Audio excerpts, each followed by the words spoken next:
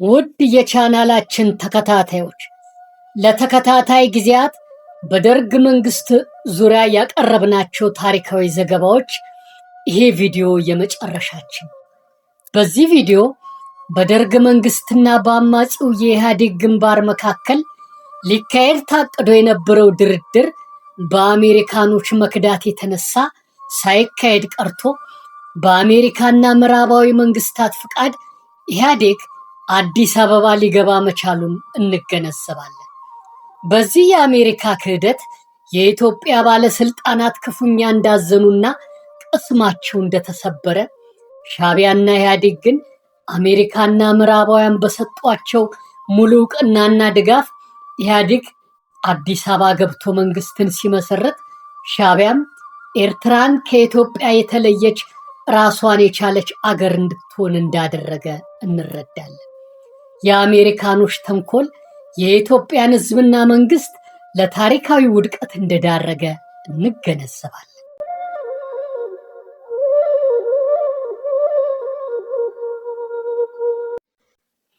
ለዚህ በደርግ መንግስት ውድቀት ዙሪያ አዘጋጅተን ላቀረብነው ታሪካዊ ዘገባ የሚሆነንን አብዛኛውን መረጃ ያገኘነው አገሬ ቲቪ አዘጋጅቶ በራሱ ዩቲዩብ ቻናል ከለቀቀው ዶክመንተሪ ቪዲዮ ሲሆን ከሌሎች የመረጃ ምንጮችም ጥቂት መረጃዎችን ወስደናል። ሁሉንም የመረጃ ምንጮቻችንን እጅግ በጣም አድርገን እናመሰግናለን። እናንተም ቻናላችን እንዲያድግና ቀጣይ ቪዲዮዎችን በሚፈለገው የጥራት ደረጃ ለመልቀቅ የሞራል ብርታትና የመንፈስ ጥንካሬን አግኝተን እንድንሰራ ቻናላችንን ሰብስክራይብ፣ ላይክ፣ ሼር እና ፎሎ ማድረጋችሁን አታቋርጡ እያልን አሁን ወደ ሙሉ ትረካው እናመራለን።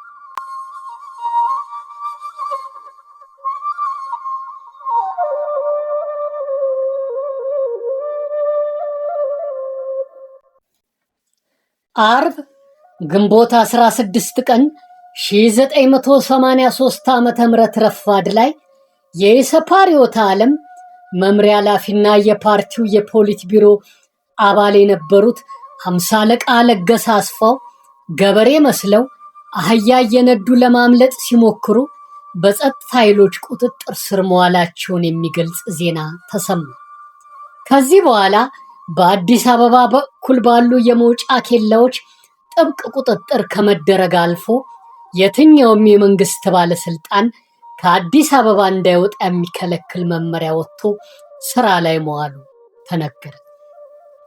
በዚህ ዕለት የመንግስት ምክር ቤት አባላት፣ የሚኒስትሮች ምክር ቤት አባላትና የተለያዩ የጦር አዛዦች የተካፈሉበት በሌተናል ጄኔራል ተስፋዬ ገብረ ኪዳን የተጠራ ከፍተኛው የስልጣን አካል የለንደኑ የሰላም ኮንፈረንስ ላይ የኢትዮጵያ መንግስት የሰላም ልዑካን ቡድን ለለንደኑ የሰላም ጉባኤ ይላክ ወይንስ አይላክ በሚለው የውሳኔ ሐሳብ ላይ ሲወያይ አመሸ።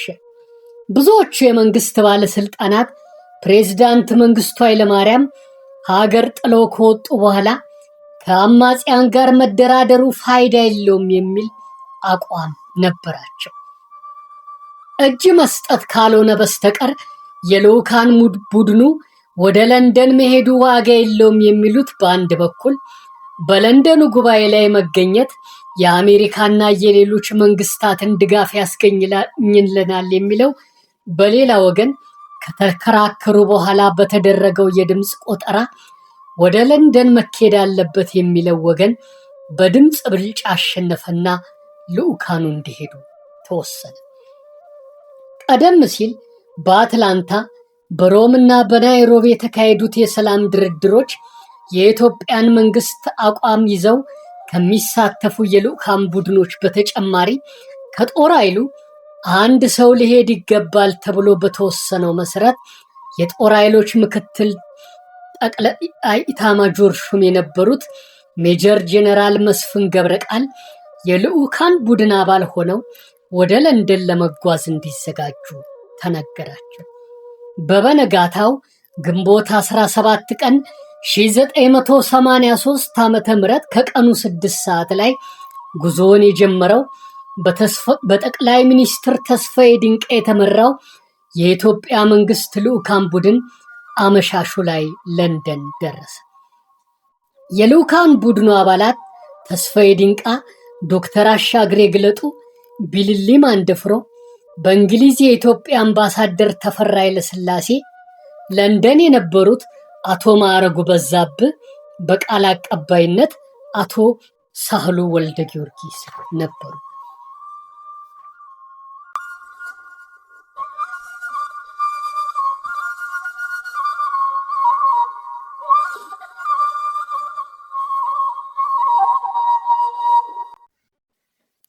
እሁድ ግንቦት 18 ቀን 1983 ዓ.ም በለንደን ዮርክሻየር ሆቴል ያረፈው የስብሰባው ሊቀመንበር ሚስተር ኸርማን ኮል የኢትዮጵያው ልዑክ ያረፈበት ሆቴል ስልክ ይደውልና ተስፋዬ ድንቃን፣ ዶክተር አሻግሬ ግለጡንና ጄኔራል መስፍን ገብረ ቃልን ለማነጋገር እንደሚፈልግ ይገልጽላቸዋል። ሶስቱ በለንደን ዮርክሻየር ሆቴል ሎቢ ሩም ውስጥ ሚስተር ኸርማን ኮልን በመልካም አቀባበል ተቀብለዋቸው እንኳን ደህና መጣችሁ፣ የአማጽያኑ የኢህአዴግ ግንባር የኦነግ ልዑካኖችም ለንደን ደርሰዋል፣ ስብሰባው ማክሰኞ ግንቦት 20 ቀን 1983 ዓ.ም ነው የሚጀመረው፣ ስለዚህ ተዘጋጁ ብሎ የልዑካን ቡድን አባላትን ያሰናብታል። የኢትዮጵያ ልዑካን ቡድን አባላት በሆቴላቸው ሆነው ስለ ስብሰባው ዝግጅት ሲያደርጉ አሉ። ሰኞ ግንቦት 19 ቀን 1983 ዓ.ም ጠዋት ኸርማን ኮል ዶክተር አሻግሬ ግለጡ ዘንድ ስልክ ይደውልና በአስቸኳይ አቶ ተስፋዬ ድንቃን ወደ ሆቴል ይዘና በማለት ጥሪ ያደርጉላቸዋል። ምን የተፈጠረ ነገር ኖር ይሆን በማለት በፍጥነት ወደ ተጠሩበት ዮርክሻየር ሆቴል አመሩ። ረዳት የውጭ ጉዳይ ሚኒስትሩ ኸርማን ኮል የኢትዮጵያ መንግስት የልዑካን ቡድን መሪውንና ምክትሉን በሆቴል ውስጥ ተቀብሎ ሲያነጋግር አሁን የደረሰኝ መረጃ አለ። የአሜሪካን ጉዳይ ፈጻሚ በአዲስ አበባ ተጠባባቂ ፕሬዝዳንቱን ሌተናል ጄኔራል ተስፋዬ ገብረ ኪዳንን አገኝቶ አነጋግሯቸው ነበር። ባነጋገራቸውም ወቅት የአሜሪካንን መንግስት ጥገኝነት እንዲሰጣቸው ጠይቀዋል። በአዲስ አበባ ያለውን የአማጽያንን ውንብድና ዘረፋ ለመቆጣጠር የሚያስችል ጦር ኃይል ስለሌለኝ የህወሓት መራሹ ኢህአዴግ ሰራዊት አዲስ አበባ እንዲገባ ፈቅጄለታለሁ ሲሉ ተናግረዋል የሚል መጥፎ ዜናን አረዳቸው። ጠቅላይ ሚኒስትሩና ምክትል ጠቅላይ ሚኒስትሩ ለሚስተር ኮል ምንም ምላሽ ሊሰጡት አልቻሉም። ፈጥነውም ሁኔታውን ለማጣራት ወደ ሆቴላቸው ተመልሰው ወደ ኢትዮጵያ ስልክ ለመደወል ተጣደፉ። ተስፋዬ ድንቃና ዶክተር አሻግሬ ግለጡ ሆቴላቸው ደርሰው ለቀሪዎቹ ልዑካን ሌተናል ጄኔራል ተስፋዬ ገብረ ኪዳን ለአሜሪካ መንግስት ያቀረቡትን ጥያቄ በዝርዝር ከነገሯቸው በኋላ ወደ ኢትዮጵያ ስልክ ለመደወል እየሞከሩ እንዳለ በሆቴሉ የእንግዳ መቀበያ ክፍል ውስጥ በሚገኘው ግዙፍ ቴሌቪዥን ሰበር ዜና የሚል ስዕል እያሳየ ኸርማን ኮል የኢትዮጵያ ልዑካንን ቡድን ሲያነጋግር ለብሶት የነበረውን ልብስ ይታይ ነበር። ሚስተር ኮል ጀግናው የህዝባዊ ወያኔ ሓርነት ትግራይ ሰራዊት ለዓመታት ሲያደርገው የነበረው ትግል ተሳክቶለት ወደ ኢትዮጵያ ዋና ከተማ አዲስ አበባ በመግባት በከተማዋ ህግና ስርዓት እንዲያስከብር ተወስኗል። ህወሓት ለነጻነት ለእኩልነትና ዴሞክራሲ እያደረገ ያለውንና የሚያደርገውን ትግል ዩናይትድ ስቴትስ አሜሪካ ሙሉ ለሙሉ ትደግፋለች። የአሜሪካ መንግስት ከ1945 ጀምሮ የኢትዮጵያ አንድነት አክብሮ በኤርትራ ሲካሄድ የነበረ የነጻነት የመገንጠል ትግልን እውቅና ሳይሰጥ ቆይቷል። ከዛሬዋ ቀን ጀምሮ ግን መንግስታችን ኤሪትሪያን ለተኮታተረው ህዝባዊ ግንባር ሓርነት ኤርትራ ሙሉ እውቅናና ድጋፍ ይሰጣል። በዚህ አጋጣሚ ወዳጅ መንግስታትና አጋሮቻችን ለህዝባዊ ግንባር ሓርነት ኤርትራና የኤርትራ ነፃ አገርነት እውቅና እንዲሰጡ እንጠይቃለን ብሎ ጋዜጣዊ መግለጫውን ሲሰጥ ተመለከቱ።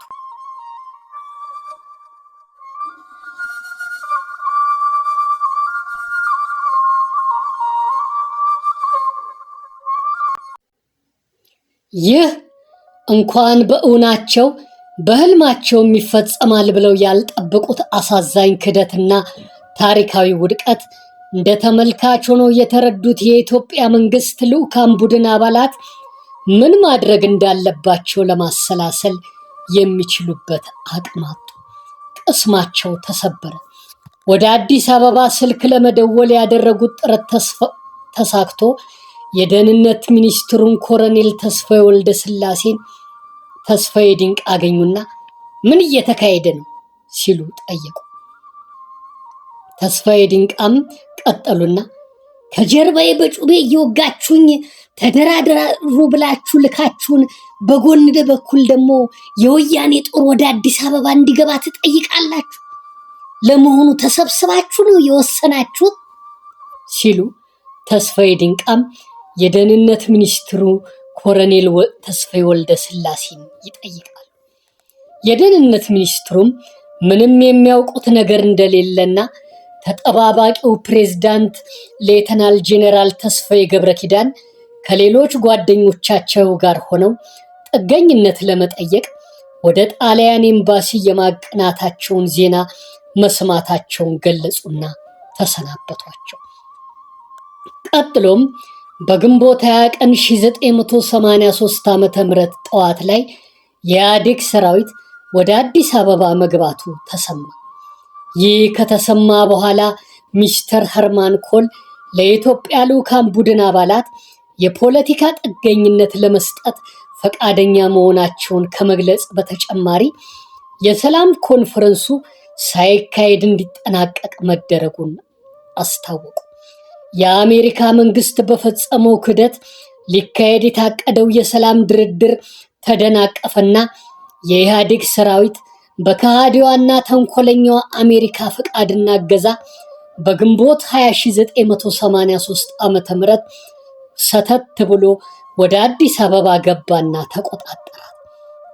በእውነቱ ይህ የአሜሪካ ባለስልጣናቶችን ያዋረደ ብሎ የሚያስገመተ በኢትዮጵያና ዓለም አቀፍ ህዝብ ዘንድ ያቀለለ አልፎ ተርፎም በሁሉም የኢትዮጵያ አንድነት ፈላጊዎች ዘንድ ሐዘንን፣ የመከዳትን በአሜሪካ መንግስት ላይም የጥላቻ ስሜትን አተረፈ።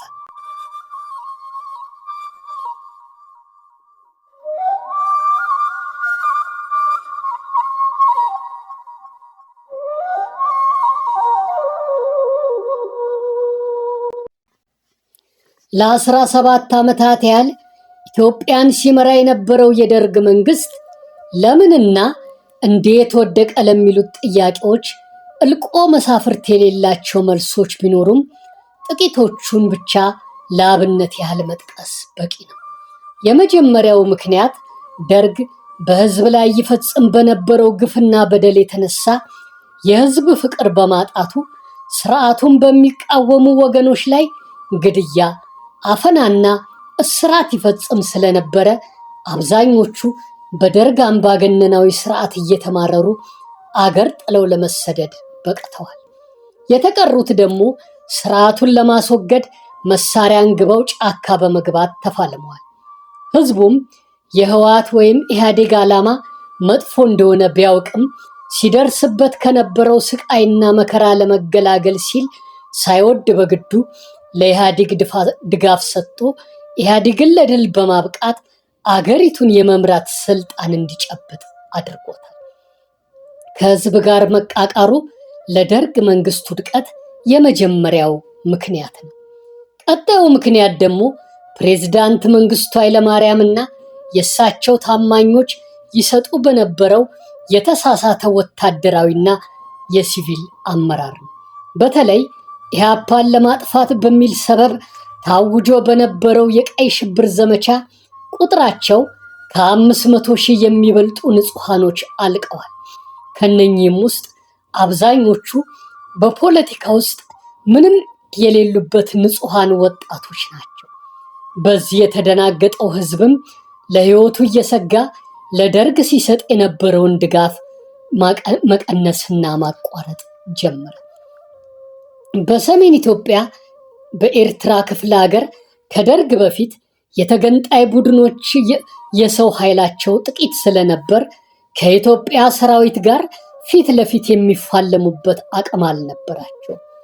አጥቅቶ ከመሰወርና የሽብር ጥቃቶችን ከመፈጸም በስተቀር ሙሉ ኃይል አግኝተው ለመፋለም የሚያስችል አቅም አልነበራቸው። ደርግ ስልጣን ላይ ከወጣ በኋላ የቀይ ሽብር ዘመቻ ሲታወጅ በኤርትራ ነዋሪዎች ላይ እንደ ግድያ፣ እስራት፣ አፈና ያሉ ግፍና በደሎች ሲፈጸምበት እየበረገገ በረሃ ገብቶ ከሻቢያ ጋር ተቀላቀለና ሻቢያ የሰው ኃይሉ ጎልብቶለት ከህወሓት ኢህአዴግ ጋር ተባብሮ ደርግን ካስወገደ በኋላ የመገንጠል ዓላማውን እውን አድርጎ ኤርትራን ከኢትዮጵያ ነጠለ። በትግራይ የነበረው ህወሓትም ቢሆን መጀመሪያ አካባቢ እምብዛምም የህዝብ ድጋፍ አልነበረውም።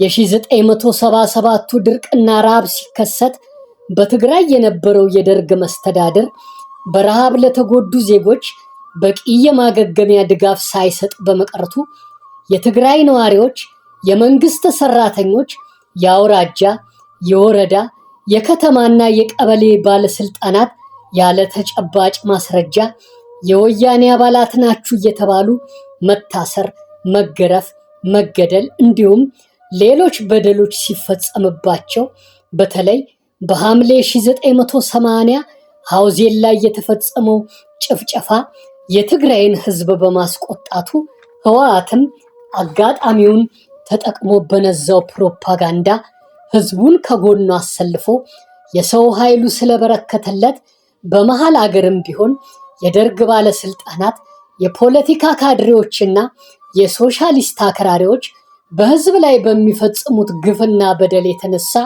ህዝብ በመገፋቱ ለኢህአዴግ ከመቼውም ጊዜ የበለጠ ድጋፍ ስለሰጠው የኢትዮጵያ ጠላት ከሆኑት ምዕራባውያንና የአረብ ሀገራት ያገኙ በነበረው ጠንካራ ድጋፍ የህወሓትና እሱ ያደራጀው የኢህአዴግ ሰራዊት ጉልበቱ ጠንክሮ ደርግን አስወግዶ ስልጣን ለመያዝ በቅቷል።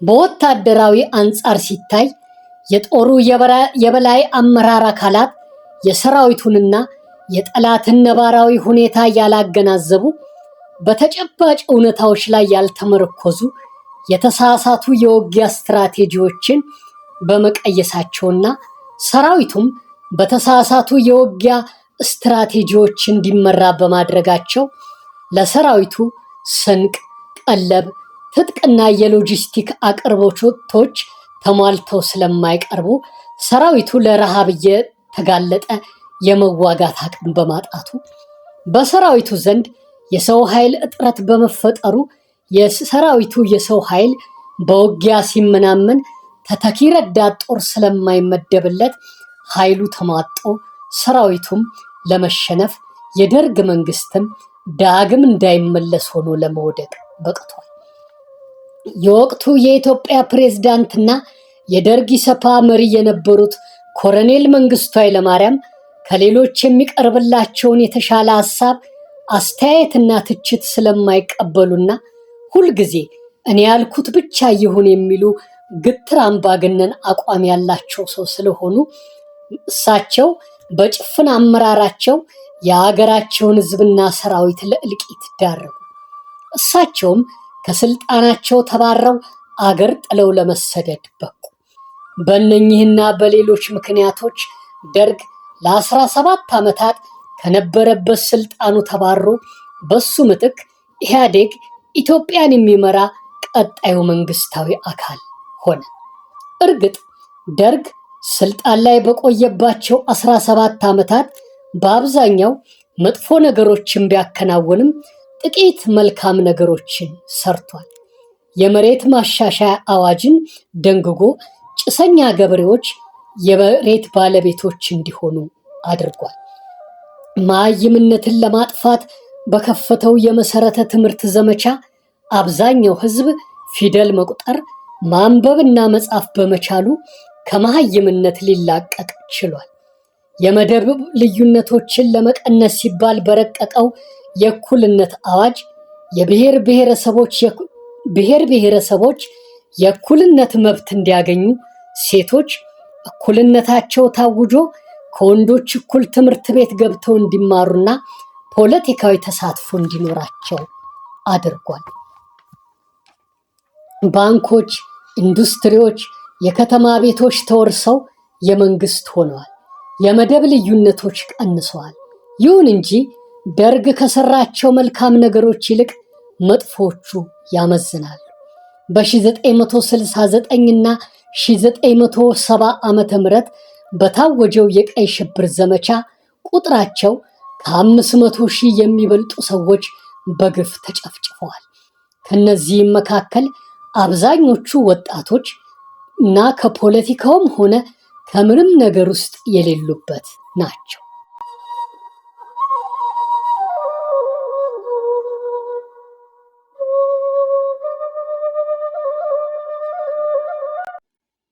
በሚሊዮን የሚቆጠሩ ሰዎች ከይዞታቸው ተፈናቅለው ወደ ሌሎች አካባቢዎች በኃይል እንዲሰፍሩ መደረጋቸው፣ ደካማ የኢኮኖሚ ስትራቴጂዎች በመነደፋቸው ሳቢያ ረሃብና በሽታ ተቀስቅሶ የበርካታ ዜጎች ሕይወት እንደ ቅጠል ረግፏል። ፖለቲካዊ ነፃነት አለመኖር፣ አገሪቱ በአንድ ፓርቲና ወታደራዊ አገዛዝ በመመራቷ የመናገር ሐሳብን በነፃነት የመግለጽና የፕሬስ ነፃነት ባለመኖሩ ጋዜጠኞች፣ ተማሪዎችና ተጽዕኖ ፈጣሪ ሰዎች ለመገደል፣ ለመታሰርና አገር ጥለው ለመሰደድ በቅተዋል። ደርግ በሚወስዳቸው የግድያ፣ የአፈናና የእስራት እርምጃዎች በሀገሪቱና ሕዝቡ ዘንድ ፍርሃትና ሽብር ነግሷል። በኢኮኖሚ ደረጃም ቢሆን ኢኮኖሚያዊ እንቅስቃሴዎች በመንግስት ብቻ የሚካሄዱ በመሆናቸው የምርት እጥረት ተፈጥሯል። በግብርናውም ዘርፍ አርሶ አደሩና አርብቶ አደሩ በዘመናዊ የግብርና ቴክኖሎጂ ስለማይደገፍ ከግብርና የሚገኘው ገቢ ማነስን፣ ረሃብና ድርቅ መከሰትን አስከትሏል። የአገሪቱ አብዛኛው በጀት ጦርነት ላይ በመዋሉም ይህ ደግሞ የአገሪቱን ኢኮኖሚ ከማድቀቅ ባለፈ የገንዘብና የውጭ ምንዛሪ እጥረት እንዲፈጠርባት አድርጓል። በእነዚህና ሌሎች ምክንያቶች አብዛኛው ሕዝብ እየተማረረ በመምጣቱ የደርግን አገዛዝ በመቃወም መሳሪያ አንስቶ እስከ መፋለም፣ በረሃ ተሰዶ በፖለቲካዊና ወታደራዊ መንገድ ተደራጅቶ ስርዓቱን ለመጣል ተነሳ። ህዝባዊ ወያኔ ሓርነት ትግራይ ህወሓት በትግራይ ደደቢት በረሃ በጥቂት አባላት ተደራጅቶ በኋላም እያደገ መጥቶ 17 ዓመት ከታገለ በኋላ አሸንፎ እሱ ያደራጀው ኢህአዴግ የተሰኘው ቡድን ደርግን በግንቦት 1983 ዓመተ ምህረት አስወግዶ ከጣለው በኋላ እሱ ቀጣዩ የሀገሪቱ መንግስት ሆነ።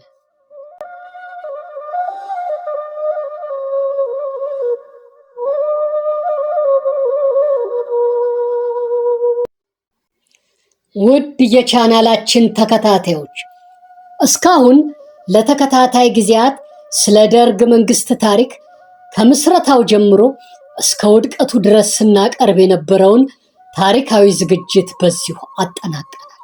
በቀጣይም የኢህአዴግን መንግስት ታሪክ ለማቅረብ እንሞክራለን። ሌሎች ዓለም አቀፍና አፍሪካዊ ታሪኮችን፣ የጀግኖችን ገድል፣ ታሪካዊ ልቦለዶችንና ማንኛውንም ከታሪክ ጋር ግንኙነት ያለውን ነገር ለማቅረብ እንሞክራለን።